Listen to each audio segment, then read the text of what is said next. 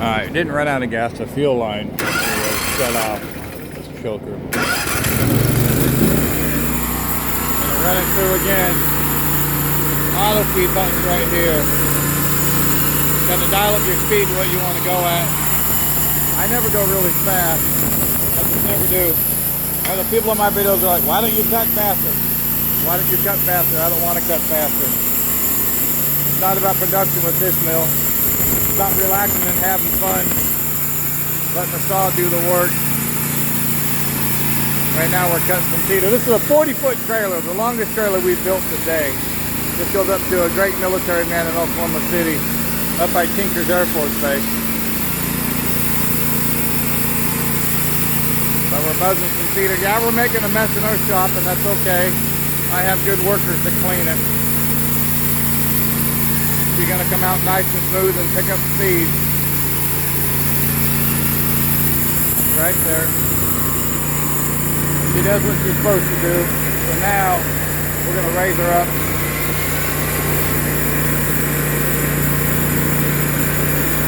We'll cut her again. I'm just bringing her back so you can see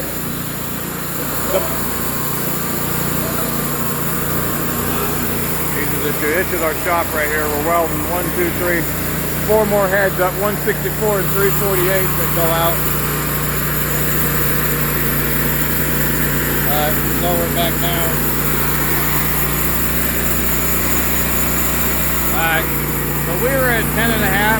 Let's go to 9.5 for a cut. See the technical guy right there? 9.5 on the cut. We use a little bit faster in this cut. Just to show people, yes, our saws cut fast. That just happens. I don't know why. Every once in a while, these Predator motors will do that. It's like they get a burst of oil in there or something and they want to smoke like a chimney. And I send it off to manufacturer. It's only under heavy stress it does that, and I don't get it. See? We're at 9.5. We're going to go back up. I don't even worry about that. I know what these motors do. So I'll run it again now at 8.5. And I'm going to go a little bit slower to see if I can't get the smoke not to calm down.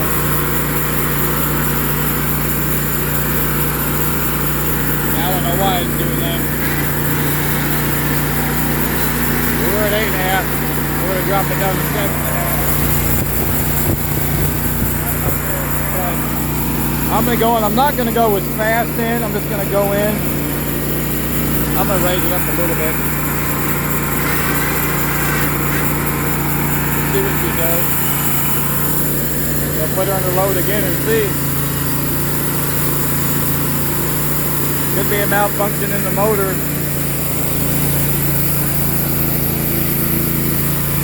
There she comes again.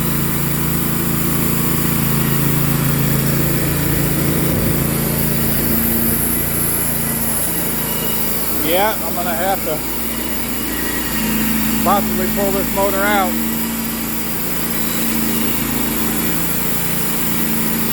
The cut's absolutely perfect. I may have to just switch completely gears and put an 18 horsepower motor on there for this client. But I really don't like that. I'm not going to send anything skinny out. But as you can tell, I mean, she's cutting good. Motor's running strong. I just don't get it.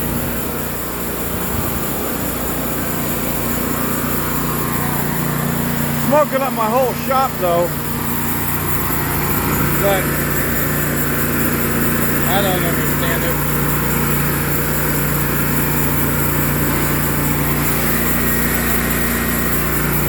Okay, gonna go down to 7.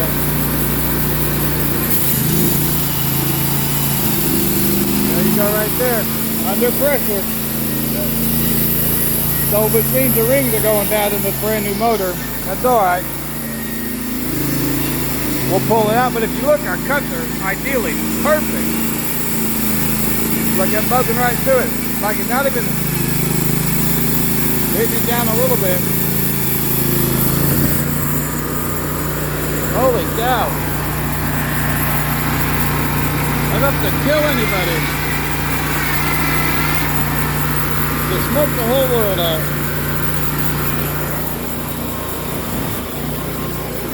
How you guys get out of here? That smoke's bad. It's gonna make you sick.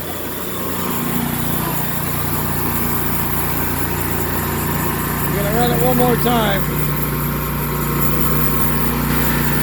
Alright. We're gonna run down to 6 this time. One more 3/4 inch forward. See what it does. I'm gonna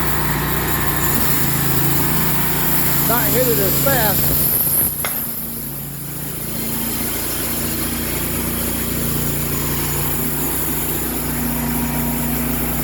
Yep.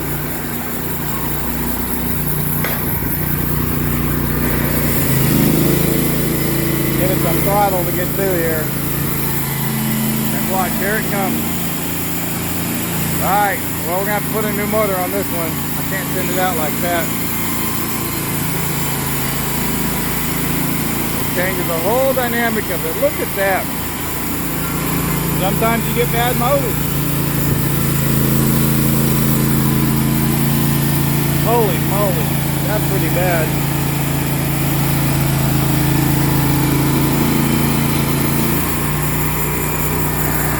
Yep.